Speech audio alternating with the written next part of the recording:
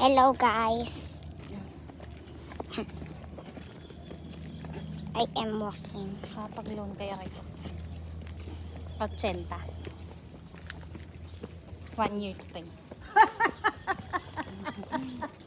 Kaya 1 year to pay eh. Hindi kaya ng 6 months yun eh. Magay pa kay palogin, pautamin mo, nakitenga din ang pera mo. Oo nga, 5%. Sabi nga nga, Ayaw niya ng 5%. hindi maninala ko din ang.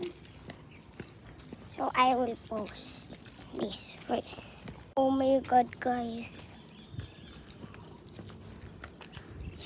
Dun, dun, dun, dun, dun, dun, dun, dun, dun, dun. Abay, dito tayo dumani. Dito lang tayo tatambay. Yun sa puno. Alam mo ba kung saan